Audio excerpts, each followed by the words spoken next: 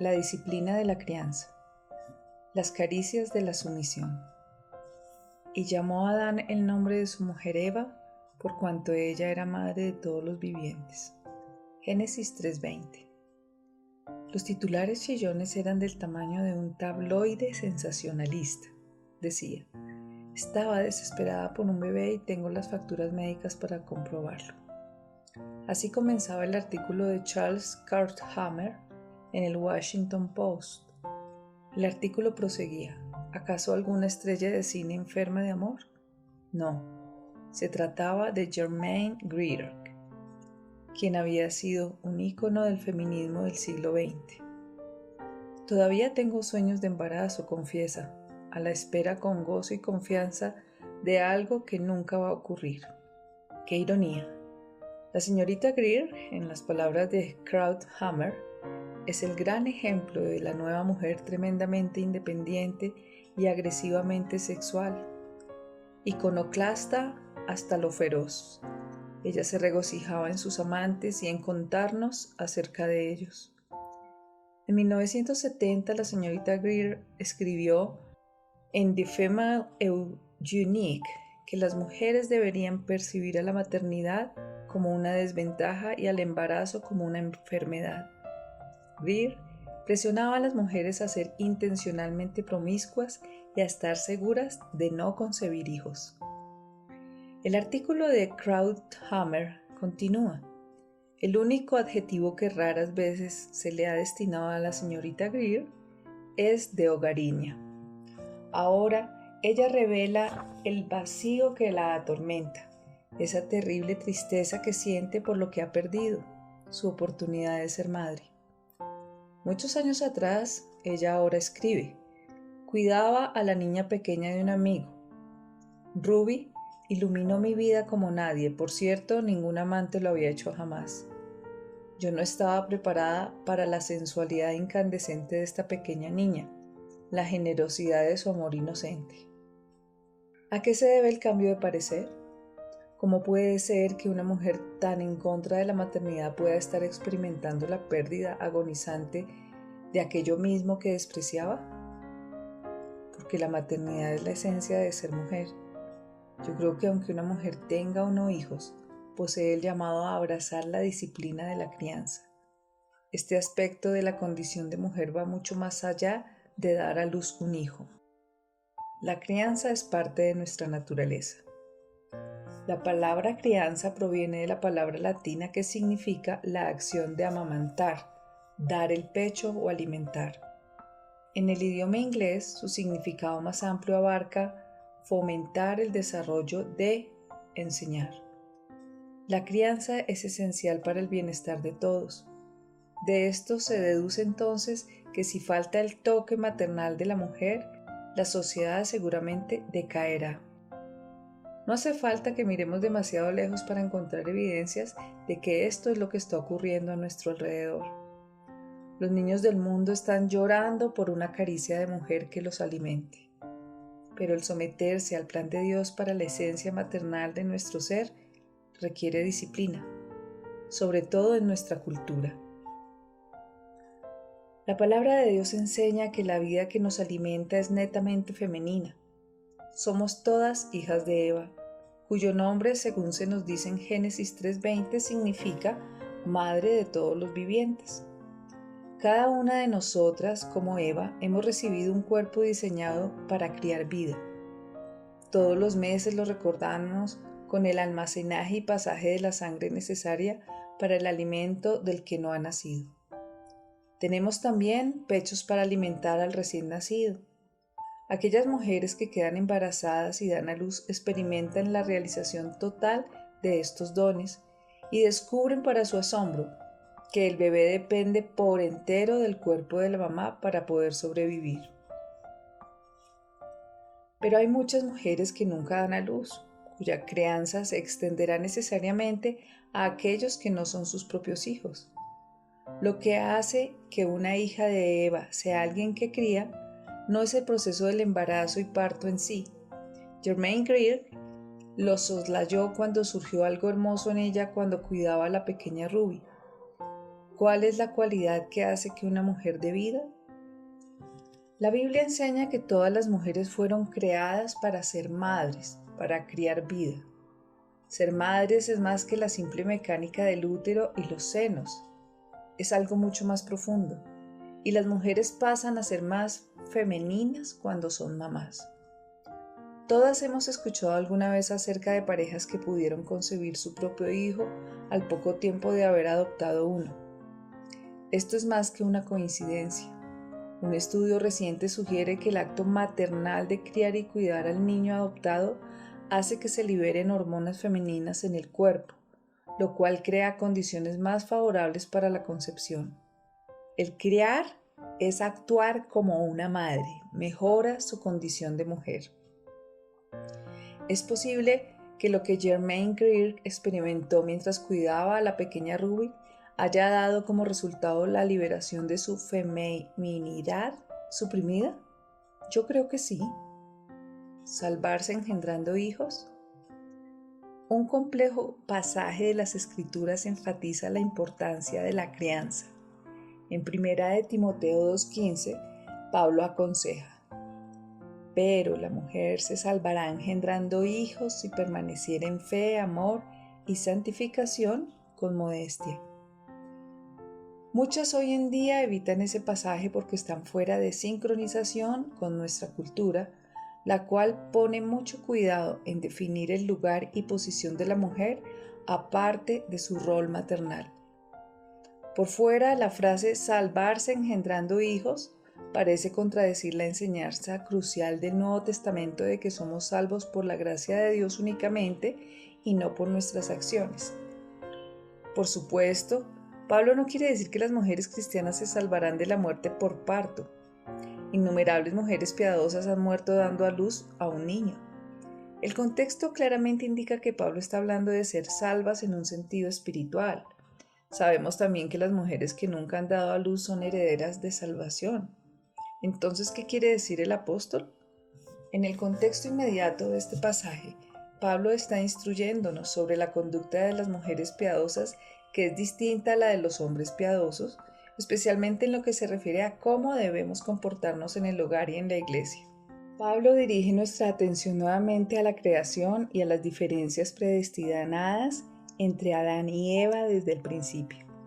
Él utiliza el engendrar hijos como un ejemplo universal de la diferencia otorgada por Dios entre los roles de los hombres y de las mujeres.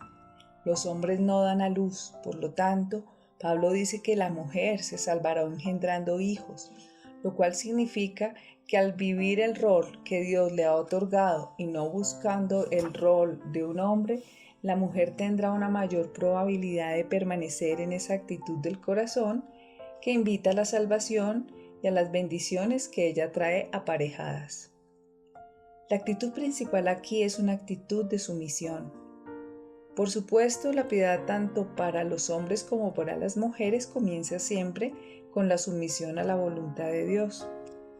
Sin embargo, este texto nos incita a nosotras las mujeres a someternos al terreno de la crianza que nos ha dado Dios y para el cual fuimos diseñadas, permaneciendo voluntariamente en las 4 virtudes de la fe, el amor y santificación con modestia. Un principio inalterable en tiempos cambiantes. Ser mujeres del Evangelio significa que estamos resueltas a evaluar nuestros pensamientos y acciones únicamente según las normas de la palabra de Dios, y que estamos decididas a no amoldarnos al mundo actual, sino a ser transformadas mediante la renovación de nuestra mente. Romanos 12:2. Esto necesariamente requiere que estemos conscientes e informadas sobre el mundo que nos rodea. Debemos continuamente evaluar las ideas populares y medir su validez acorde a los niveles de la palabra de Dios. Recuerdo bien cuando, siendo una mamá joven, trataba de entender y vivir lo que la Biblia decía sobre el valor de la maternidad en comparación del nuevo pensamiento radical que se estaba propagando por los Estados Unidos. Era en la mitad de los años 60. Ken estaba asistiendo al seminario y trabajando el turno de tarde de una fábrica en el este de Los Ángeles para mantener a nuestra joven familia. Allí conoció a un estudiante de abogacía que estaba trabajando para poder graduarse y mejorar la carrera ya exitosa de su mujer. Su ambición descartaba todo pensamiento de paternidad o asuntos espirituales. Preocupados tratamos de llegar a ellos, pero nos encontramos con excusas y objeciones. Semejante contraste de valores. Llegó la graduación y cada uno de nosotros fue por su lado. Mientras que nosotros crecíamos como familia, ellos aumentaban su fortuna. Los periódicos dieron la noticia de que la mujer, ahora famosa en todo el mundo, había tenido un aborto para poder seguir en pos de sus objetivos sin obstáculos. Más adelante, leímos noticias de su divorcio y de la nueva compañera de ella, su amante lesbiana. Por supuesto, la historia fue dada a conocer sin ningún comentario crítico, ya que ella estaba viviendo los valores de la cultura de ese momento. Trágicamente, ella había rechazado no solo el terreno de la maternidad, sino también el terreno de la salvación. Mujeres, debemos cultivar un espíritu maternal, ya seamos solteras o casadas. Eso no tiene nada que ver con el hecho de que yo sea mamá o no. La crianza es mi responsabilidad delante de Dios como un ser humano y en particular porque soy mujer. El contexto de dónde y cómo cuidaré a los demás habrá de ser dictado por el lugar donde me sitúe Dios, en un hogar, en una escuela, en un hospital, en zonas urbanas deprimidas, donde sea. Algún día le responderé a Dios por la manera en que alimenté vida en este planeta. Por cierto, la maternidad y la crianza no nos salvarán físicamente o espiritualmente. Sin embargo, si cultivamos un corazón de madre y adoptamos un rol maternal ante Dios, colocaremos a nuestra alma sumisa en el camino de la salvación y al mejor servicio del reino. Alimentando el instinto maternal. Como he mencionado anteriormente, desarrollar en nosotras y en las demás el instinto maternal requiere un gran esfuerzo, sobre todo porque a nuestro alrededor se les aliente a las mujeres en forma intencionada a que rechacen los roles de servicio y cuidado. Barbara Daphne Whitehead escribe en su brillante artículo Las muchachas de la generación X, The Girls of Gen X, que ellas son las herederas de lo que ella denomina el proyecto de la juventud femenina, para reeducarlas. El proyecto de la juventud femenina, escribe Whitehead, estaba arraigado en la rebelión contra los conceptos tradicionales sobre la juventud de las muchachas. Las feministas convocan, en cambio, una nueva norma sexual basada en la juventud tradicional de los muchachos. En sus juegos y actividades las niñas pequeñas debían ser más como los niños. Hoy día, todo lo que sea naturalmente femenino, especialmente todo lo que esté relacionado con la maternidad, es tratado por grupos selectos como algo que debe ser controlado, minimizado y de alguna manera superado. Cuando educamos a nuestras hijas y a las jóvenes niñas que formen parte de nuestra vida para que sean madres piadosas para el reino de Dios, debemos estar bien informadas y ser intencionadas.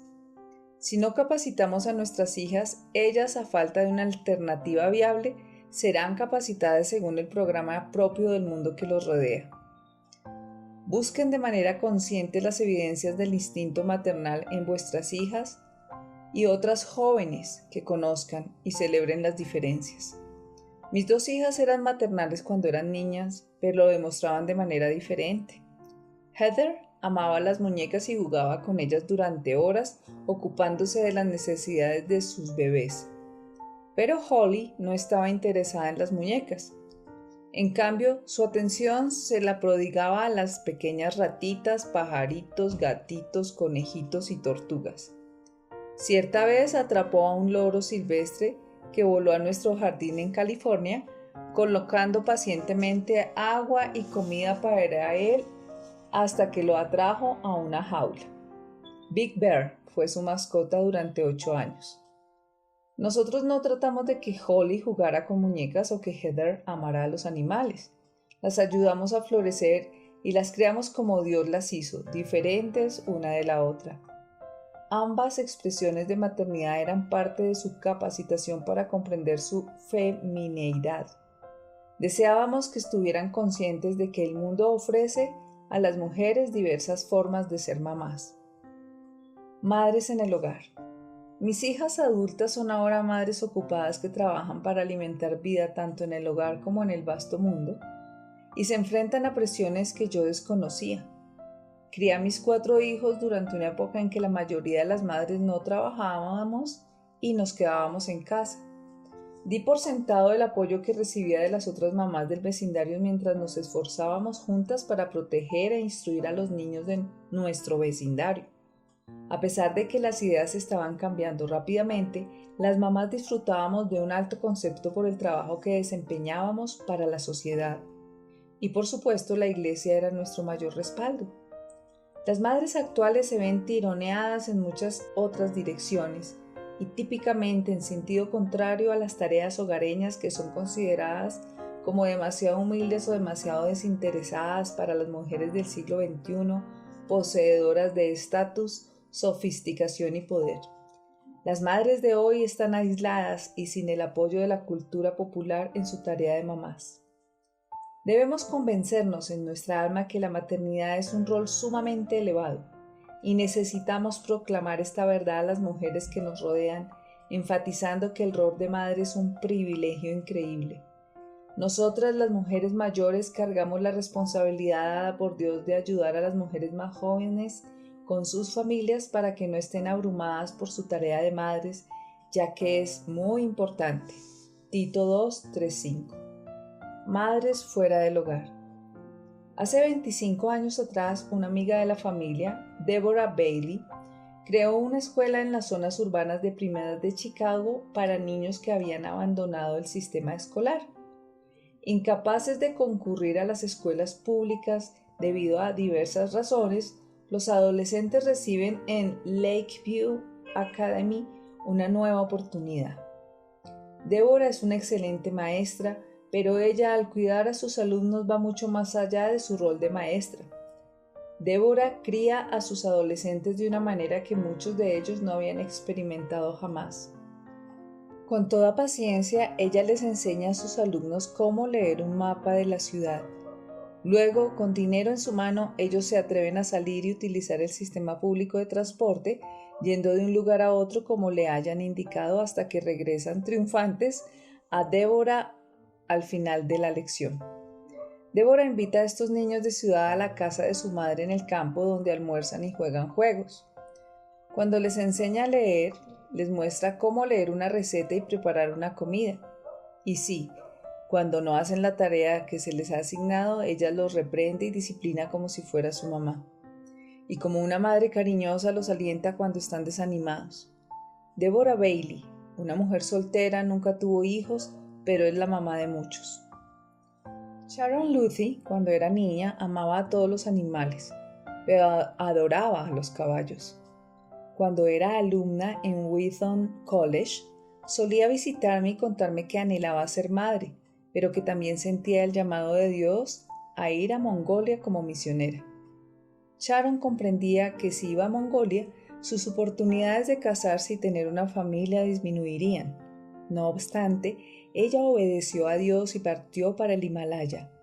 Hoy día, Sharon utiliza su personalidad única, dulce, maternal para ministrar a los pequeños mongoles.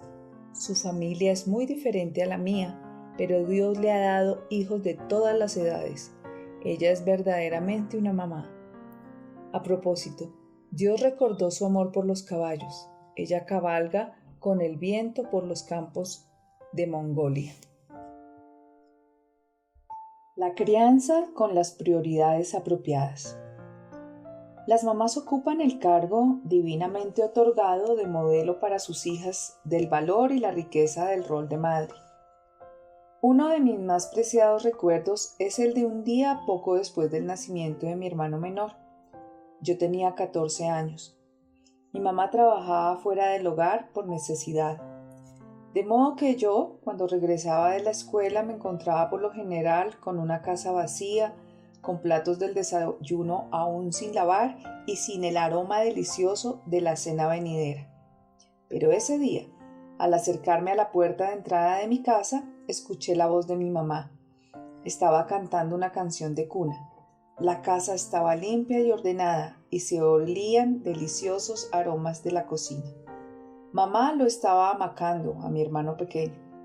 Se veía más feliz que nunca. Desde ese momento en adelante, supe que para mi madre no existía mejor lugar en la tierra que aquí en casa, cuidando de nosotros. Por supuesto, ella no tenía opción alguna. Trabajó fuera de casa hasta que tuvo 65 años. Sin embargo, el terrible pensamiento de que el empleo de mi mamá fuera más importante para ella que yo no se me cruzó jamás por la mente. Su actitud era tan poderosa, me marcó para el resto de mi vida. Una hermosa mujer recién casada me contó en privado que ella no sabía si deseaba tener hijos. Se había criado en una misión. A través de los años, su madre misionera les había dicho a ella y a su hermana, una y otra vez, que hubiera deseado no tenerlas porque le robaban tanto tiempo a su ministerio. Las hizo sentir culpables de entorpecer su carrera. Ya sea que trabajen en el hogar o fuera de él, disciplínense para comunicar los valores bíblicos sobre el valor de la crianza a aquellos que se encuentren a su alrededor, aun cuando esté exhausta. Sé que esto es más difícil para las mujeres que trabajan y están solas, pero se puede lograr. Criando a los niños olvidados. Debemos permitir que las necesidades de los niños penetren en nuestro corazón. Nunca jamás ha existido mayor necesidad del toque maternal de las mujeres. Hay más huérfanos, niños en hogares adoptivos temporales y hogares de padres divorciados que nunca. Cuando se trata de niños abandonados e indeseados, los suburbios son tan lóbregos como las zonas urbanas deprimidas.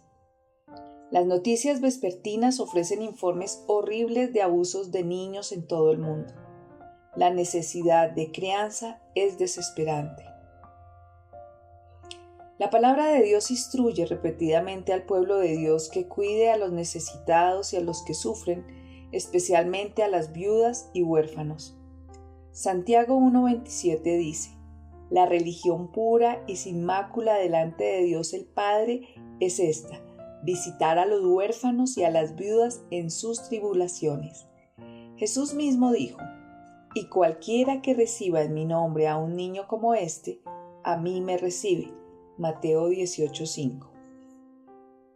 Las Escrituras nos dirigen claramente a cuidar a los niños sin padre de este mundo. En nuestra cultura, muchos niños han sido criados por madres que están solas, mujeres que están en situaciones tan desesperadas como las viudas en las épocas bíblicas. Como madres debemos descubrir formas concretas para apoyar y ayudar a las divorciadas, viudas y madres solteras en su tarea de cuidar sus hijos.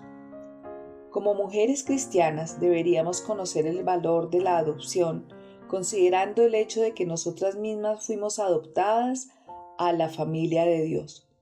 Efesios 1 del 5 al 6 declara con júbilo: En amor nos predestinó para ser adoptados como hijos suyos por medio de Jesucristo, según el buen propósito de su voluntad, para alabanza de su gloriosa gracia que nos concedió en su amado.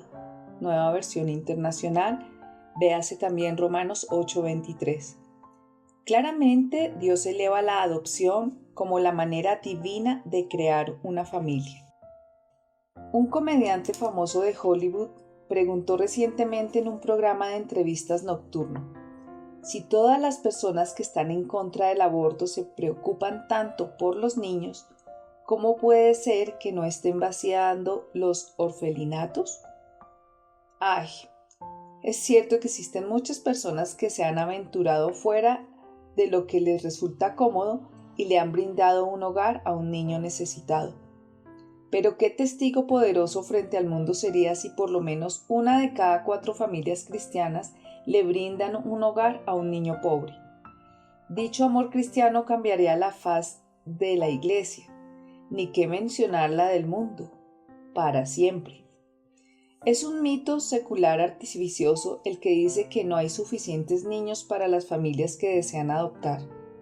La verdad es que el número de niños ya mayores, más los niños expuestos al alcohol o a las drogas durante el embarazo, los niños de las minorías, los niños con necesidades médicas especiales y los niños con problemas físicos o mentales es mucho mayor que el número de familias que está dispuesta a adoptar. Si creemos que cada vida humana es valiosa y preciosa, debemos hacer algo más que simplemente asentir con la cabeza. Mi propia familia ha experimentado el gozo privilegiado de acoger niños adoptivos. 3 de mis 16 nietos vinieron a nuestra familia de esa manera. El pastor asociado Steve Kroc y su esposa Louise nos escribieron para relatarnos el conmovedor testimonio de cómo Dios preparó sus corazones para recibir a un huérfano de 17 años en su familia.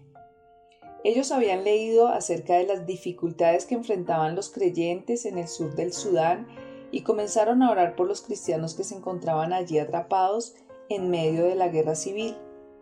En sus propias palabras, así es como Dios los guió.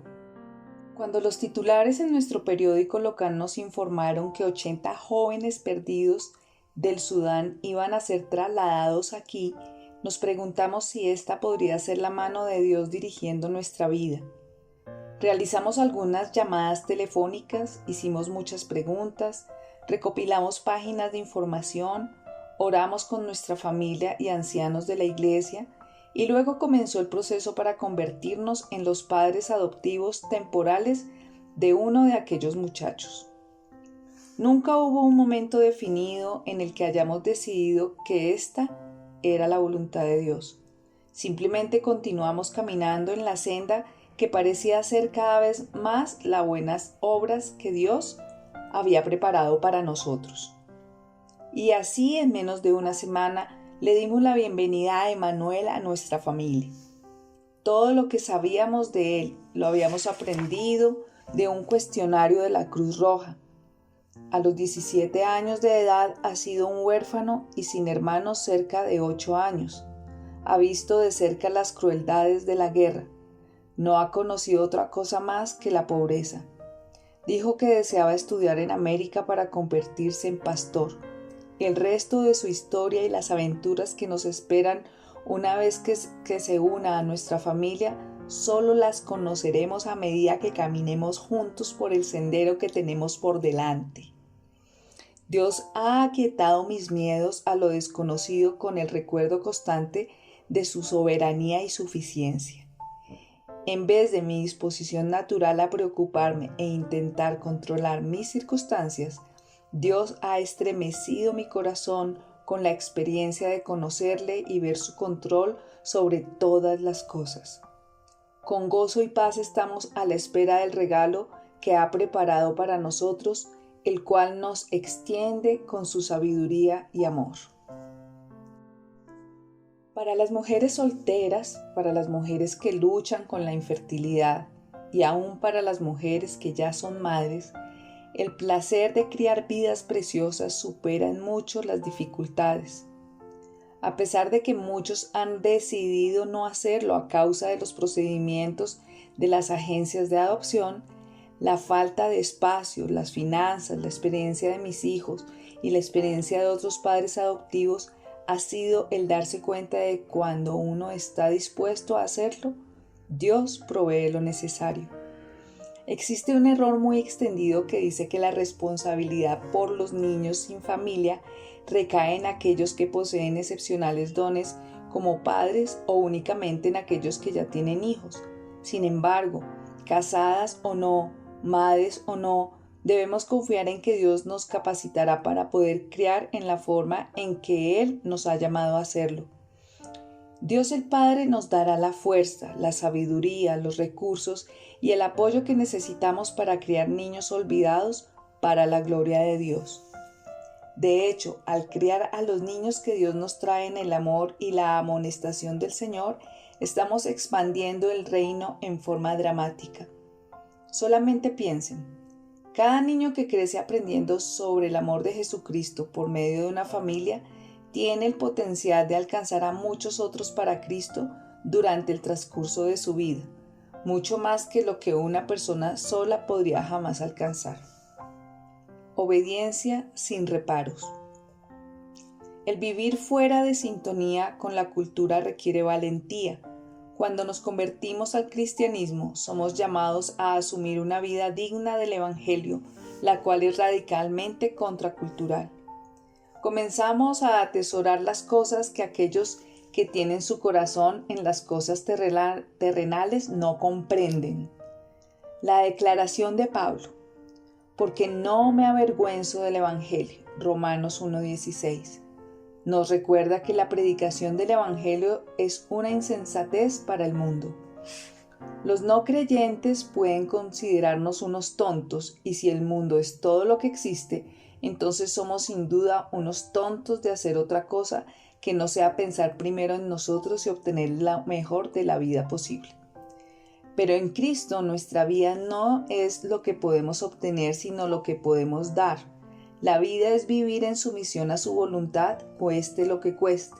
La voluntad de Dios para las mujeres desde el principio es la crianza. La maternidad es la esencia misma de la feminidad. Vivir la vida como madres en esta cultura egocéntrica e impía nos costará, pero las recompensas, como lo escribió Germaine Greer demasiado tarde, son verdaderamente muchas. Renueven su mente. ¿Por qué no se resume la crianza a ser la madre de nuestros propios hijos? ¿Pueden pensar en momentos en que hayan criado a otros, no vuestros propios hijos? ¿Qué quiere decir el apóstol Pablo cuando reclama que la mujer se salvará engendrando hijos? Primera de Timoteo 2:15. ¿Cómo señala esto a las mujeres en dirección a la crianza? Según la instrucción de Santiago 1:27, ¿a quiénes deben cuidar los cristianos? ¿Qué asuntos contemporáneos atraen a vuestro instinto dado por Dios de proteger y preservar a los niños? ¿Cómo se encuentran involucradas para hacer esto? ¿Cómo pueden influenciar a otras jóvenes mujeres para que valoren el rol de madre en una sociedad que lo devalúa constantemente? ¿Cómo se devalúa comúnmente la crianza? En este capítulo, ¿de qué les habló Dios en forma más específica o más poderosa? Hablen con Él acerca de ello ahora mismo.